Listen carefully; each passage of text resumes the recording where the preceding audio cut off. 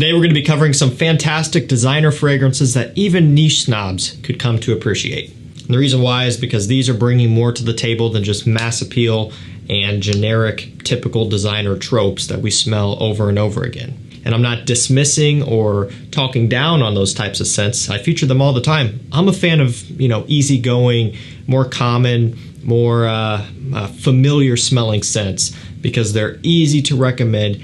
They're great scents to get new people or beginners into the hobby, and they work well for what 99% of the guys out there want to achieve, and that is to get compliments. However, you can also go for these, which will still get you compliments in a lot of cases, but they also do offer a bit more excitement for people who have smelled many, many things like you and I. And like I said, we're talking designers here, so the price point's going to be pretty reasonable. The first one we're starting out with is a little bit more pricey, but from there we kind of work our way down, and there's some that are remarkably affordable. So definitely want to make sure you stay tuned. And in order for these to be good prices, you got to shop through discounters. You guys know the drill. I'll drop links to them down below. But let's get things kicked off with what is the most expensive, most premium designer in this video. It's Tom Ford Ombre Leather. Sometimes it's easy to forget that Tom Ford is a designer brand, because one of their most popular lines that has really risen them to fame in the fragrance world, that is the private blend line, which is downright niche priced. But again, they're a designer brand that makes makeup and clothing and all sorts of things, sunglasses, you name it. And so, they just have a more premium price tag on them. However, this is not private blend priced. On discounters, I think you can get the Ombre Leather, the original here, not the Parfum, for 100 mils, I don't know, $140, maybe $150, which is still expensive. But you take a look at the retail price of a lot of Dior's and Armani's and Chanel's, kind of in that same ballpark there. And I mean, like the new Acqua di Gio Parfum retails for $198 for 125 ml, just to put that into perspective. Yes, we're talking retail versus discounter, but still, the price is expensive, but it's not 100% completely outrageous just yet. You got to go over to the private blends for that. But Ombre Leather is great. It's a very wearable leather. Tuscan leather is definitely a scent that people are really going to love, especially if you're striving for something different. But it's even more expensive and a little bit harder to pull off. This is a nice middle ground. You could still get a lot of usability out of it. Great mass appeal, great performance, great quality at a more fair price, comparatively speaking. So don't sleep on Ombre Leather. This is a great entry point into Tom Ford. It's a great kind of entry point into more high-end designer as well. Speaking of Armani, we'll go with this one. It is Armani Eau de Nuit. So you don't really hear too much about this fragrance or this line in general, but this one's got iris, tonka bean, and some cardamom in here. It smells great. When I see iris, I've got to try it, and this one's fantastic.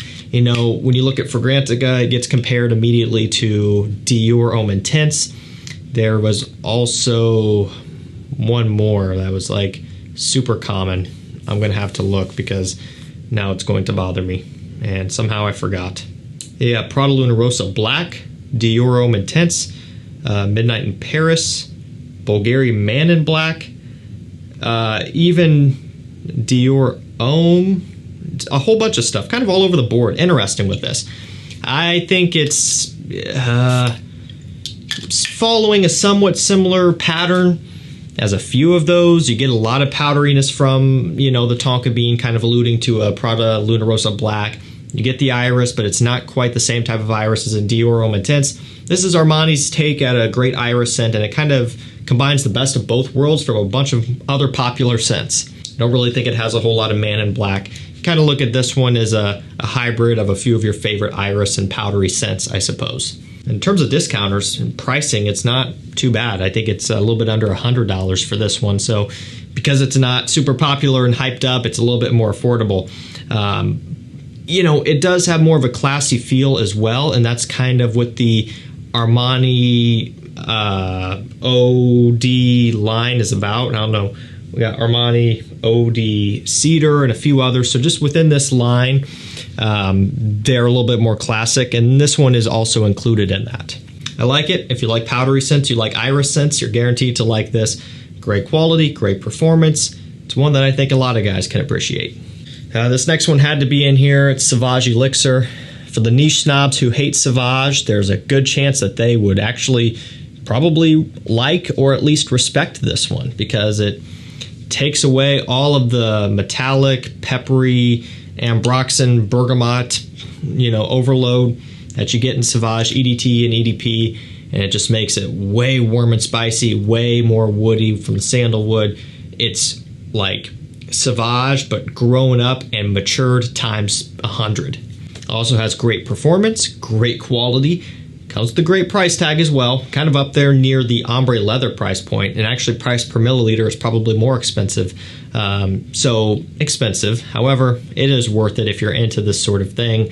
And again, the performance I always like to double down on, because I think that is the main, justifying factor for a lot of guys out there. Is the performance is so off the wall that you only need a few sprays. It's going to last you a long time, even the smaller amount. And when you are wearing it, you don't have to think at all about your scent wearing off or running out, because it just goes as long as you go. That's a nice kind of reassuring feeling if you're going to be out for a long day into the evening. Spray this one on in the morning and you are set until the next morning if you want to go that hard. Next up, light blue Italian Love. Great stuff. It's all about the grapefruit, the violet leaf, the ozonic notes, and in this one, more bergamot. So the bergamot grapefruit combo balances it out a little bit more, gives it some contrast, and it still is a very realistic grapefruit, but you get a little bit more of a digestible scent here with this one compared to Light Blue Forever, which is a little bit more overbearing depending on what you're into. And so that is, if you don't like very strong, realistic, overpowering citrus scents, you're probably not going to like Forever. There's a good chance you wouldn't like this one either. So you got to know what you're getting yourself into. This is the more wearable of the two, but either way, I think this is something that a lot of people can appreciate, especially when you factor in it's a light blue flanker. They were running that line into the ground with some of their more recent releases. Italian Zest, Love is Love, things like that. They weren't that good at all, and I was not looking forward to new ones. Forever came out, wasn't looking forward to it, but I had to try it, and it turned out to be amazing, and so they definitely got things back on the right track. Even the new Summer Vibes is pretty good, better than what they put out in the past, so they're kind of getting their footing again. But I really do think they peaked with O Intense, started to go downhill. They kind of saved it with Forever and Italian Love, both of which, by the way, are limited editions, or this one is, and I think Forever is going to not be around forever. In fact, it might already be on the verge. I'm not sure yet. I haven't looked, but they're not going to be around forever, which is a shame. I'm just hoping they can keep that momentum up here and continue to give us some good stuff. But definitely check this one out if you're into a realistic citrus. Mercedes-Benz Club Extreme is up next. I've talked about this one a lot, but I like to try to work it in whenever I see fit, because it's something that is not going to be around forever. And as it always goes, people wait around. They see it and they're like, yeah, that looks good. I'll get it at some point. And then by the time some point rolls around, it's back to being impossible to find. And then they email me and ask if I can help them out or if I want to sell some of my backup bottles. And to that I say, no, I don't want to sell any of mine, and there's nothing I can do to help you. So if you want this, you can get it right now for like $50, $51, 100 milliliter. Very standard price for these. You don't want to wait until they're going for 100, 150 plus on eBay. It is a discontinued one that has popped up for a brief little moment here. Definitely worth checking out if you are into patchouli scents. I kind of think of this one as a more wearable version of Mugler's Angel Men, kind of in that similar ballpark. Really good stuff. Easy to pull off, great performance, great price, better price than Angel Men, and you gotta love this stuff. Something a bit interesting. This next one here is fantastic price. I think it's like $35. CERRUTI 1881 Signature. Pretty sharp looking bottle, something different. Got 1881 in the back and then the front right there. Pretty cool. It's got pepper, leather, amber, and cardamom. Fantastic leather. So back to the leather scents here. Very designer level. However, it's an interesting leather accord because it's so realistic. Even though it's realistic, they're combining the spices and everything like that to still make it very easy to wear, very versatile. This would be more in the line of something like Tuscan leather, just because of how raw and how real that leather accord is. Like, it's a rougher, more textured leather than ombre leather. It is phenomenal, and it is downright impressive how good this one is and how realistic that leather accord is for the price point. If I were to smell this blind, not knowing what it was, I would probably price it at somewhere like $70, $80 at discounters. I probably really would, because it's that good. But $35, maybe $40 pushing it. It's a great bang for your buck. Really nice wear. Next up, we have YSL M7 Oud Absolu, or I think now it's just known as M7. They have gone through many different iterations of this, from the bottles to the name. Very strange. I don't know why designer brands do this, but they do. So it's got oud, it has mandarin orange, it's got some patchouli, a little bit of myrrh in here. Fantastic stuff. A very wearable designer oud. And that's important to a lot of people. You want something that you can pull off in a lot of situations that isn't going to smell offensive. And that's what this one is. It doesn't smell offensive. It is easy to pull off. And even though it's not something that smells horrendous, I think niche snobs can still like this one. I think there's a pretty good chance that respect will be given to this one, just because it's on the line of still being wearable but also being interesting. That oud patchouli mixture is hard to beat, and the orange gives it a little bit of a sweetness and even a little bit of a fresh balance. Great stuff, great quality, great performance. It's a great release from YSL, and discounter wise they're reasonable. I think $70 to $80, so not bad at all.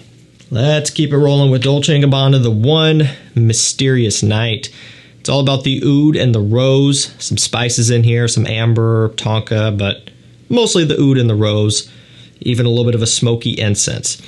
So it's a Middle Eastern style scent. And this is, of course, one of their exclusive editions. And so it makes sense. This is going to be probably the one that's geared the most towards guys who want something more interesting, premium, unique smelling. You know, Royal Night, it plays it a lot more safe. Luminous Night's kind of in the middle, but it still can cater to the designer crowd a lot. This one is going to be the most quote-unquote challenging, I suppose. And I still don't really find it to be too challenging, though. There's going to be a lot of people who do not like it. The oud-rose combo is not for everybody. It's not even something that I'm really all that into, and something that I would hardly ever wear. However, I do like how it smells. I appreciate it. It's not really my style, but it does have great performance. Great quality here from this one.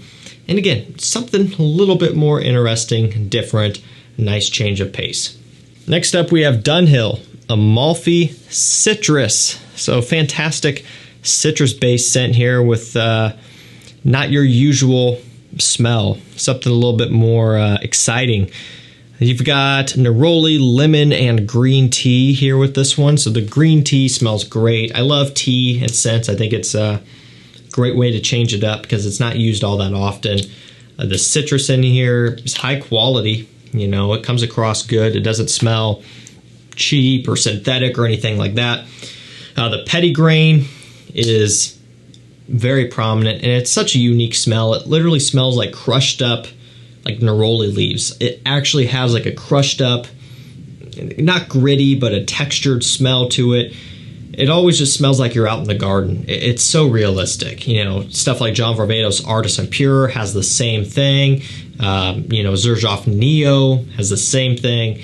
It's very interesting, very unique, and it stands out. You know, just like Violet Leaf is a note that stands out. And anytime it's featured, you can smell it and pick up on it. It's very distinct. That's how the petitgrain is here.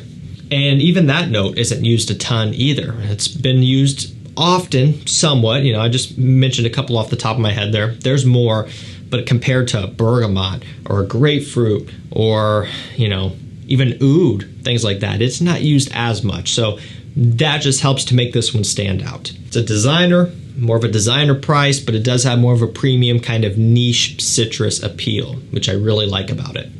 LALIQUE L'insoumis is up next. I believe this guy is, you know, around $40 or so. Kind of smells a little bit, interestingly enough, like Killian Straight to Heaven. It's got clary sage, basil, woody notes, and a pretty heavy dose, heavy-handed pour of some booze, like a rum type of deal going on.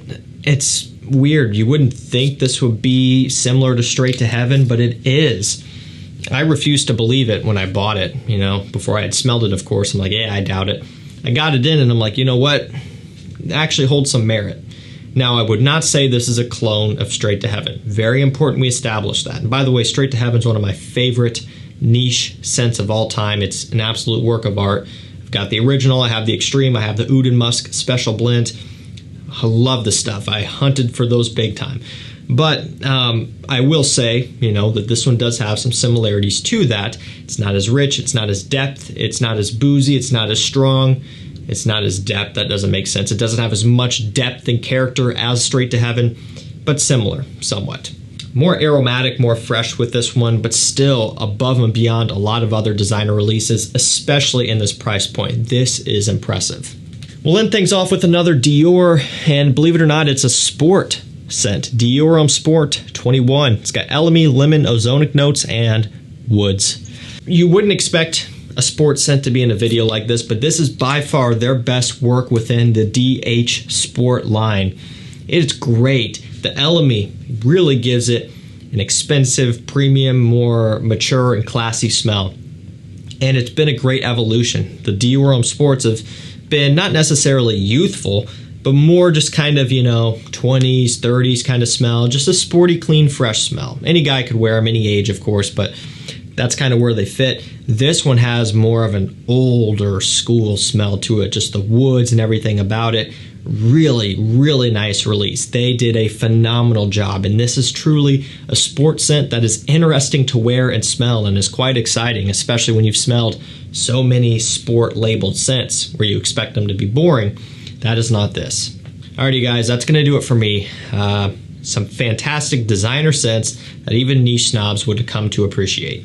I'll link them up down below, and now through the end of the year is the time to be on the hunt for great fragrances and deals and restocks and rare stuff. If you get on my texting list and my email list at the link and number down below, you will be first dibs to know when this stuff pops up. You know, Dior Homme Parfum, Bleu Electrique, the One Luminous Night, and so on. Anything rare that you could think of, I'm on the hunt for. A lot of this stuff pops up often. You want to make sure you stay tuned. And again, now through the end of the year, a lot of sales, you know, Christmas, Thanksgiving, Black Friday, Cyber Monday, all of that stuff. Now is the time to be on the hunt and to be diligent. So get on those lists and I'll get you taken care of. Thank you so much for watching. Stay safe, stay healthy. We'll see you tomorrow with another one. Take care.